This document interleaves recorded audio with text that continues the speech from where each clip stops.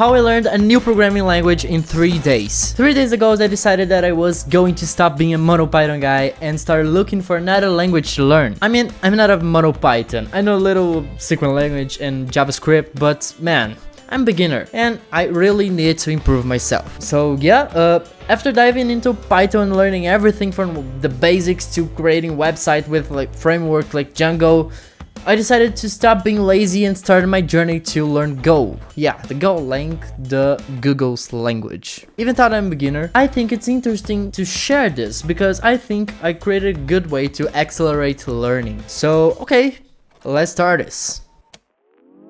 The first thing you need to understand if you want to learn a new programming language is studying is important, but if you have to choose how to spend your time, go practice. While hitting the books to learn about programming is important, nothing beats getting your hands dirty with some practice. You see, programming is not just about memorizing theories, it's just about getting there, typing away, and actually make things work, you know? It's like learning to ride a bike. You can read all about it, but you won't really get it until you start pedaling. Practice helps you understand the ins and outs of coding, from dealing with pesky bugs to find creative solutions to problems. Plus, it really builds up your resilience and determination, which are key traits in the wild world of software development. Think about practicing programming like taking conversation classes to learn a new language. Sure, you can spend hours poring over textbooks and grammar rules, but it is not the actual conversation where you truly grasp the language nuances and develop fluency. In the same way, coding is like having conversations with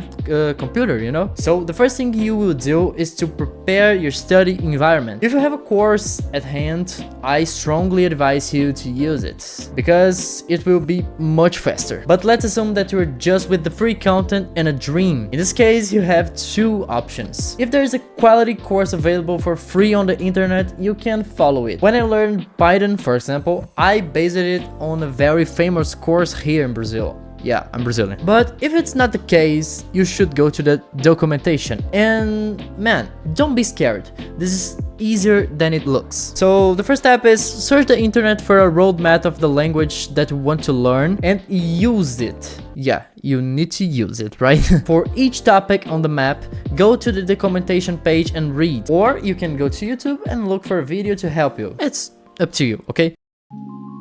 I don't think you need many tools to take your notes, and I really don't think you should take a lot of time doing this. Some people will tell you that you're better off writing than typing, and according to studies for knowledge, they're actually right. But I really prefer to organize my notes in a virtual place. I think it's faster, right? And I use Notion. No, this is not a sponsored video, but it could be, right? Anyway, to organize my learning, I usually create folders and divide the language and topics without an amount of confusing templates that you've probably seen in the productivity video with Notion. Inside the folders with the topics, write as the ChatGPT to write to you about that particular comment or idea so that you can revisit it later if it's necessary. Just a reminder, don't spend a lot of time doing this, focus on practice, always, right? So let's start with the traditional hello world. If you don't know what it means, it's just a traditional way to test the syntax and test the environment development. You know, like it's just a way to test if everything is okay to your knowledge.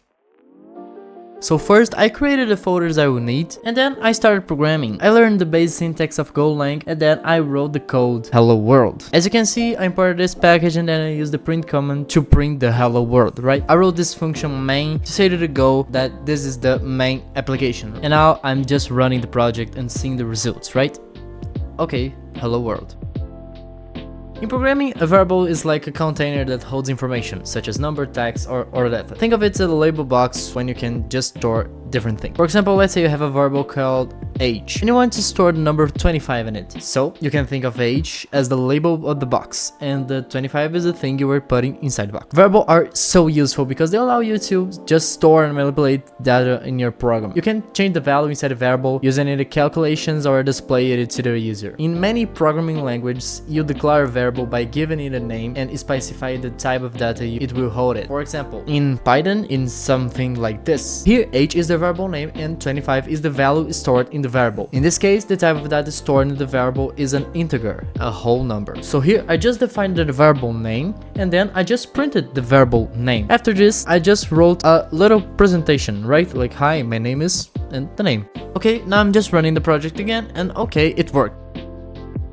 Other thing that's really important to know is learning about interaction with the user, right? You'll probably start with user input. Many programs need to select input from user to perform the tests. At this point, we really start to create useful applications. Explaining the user input, let's consider a simple and hypothetical situation where a user plays a guessing game against the computer. The goal of the game is for the user to guess a randomly chosen number by the computer within a certain range. So here's how the interaction with two characters, the user and the computer, might play out. The computer generates a random number within a specified range, and then the computer prompts the user to guess the number and provides instructions and how to input their guess. The user enters their guess through the keyboard, and the input is read by the program and stored as a variable. Then the computer compares the user guess with the randomly chosen number. If the user guess is correct, the computer congratulates the user and the game ends. If the user guess is too high or too low, the computer provides feedback to the user and prompts them to guess again. As you can see, in this case, I just asked for the username, and then I wrote a line scanning the user input and adding it to the variable name I created. Then I just wrote a greeting with the username. After that, I started learning about an extremely important part of most programming languages, and it's not different in Go, the conditionals. But we'll see that in the next video. Thanks for being here, don't forget to like and subscribe, and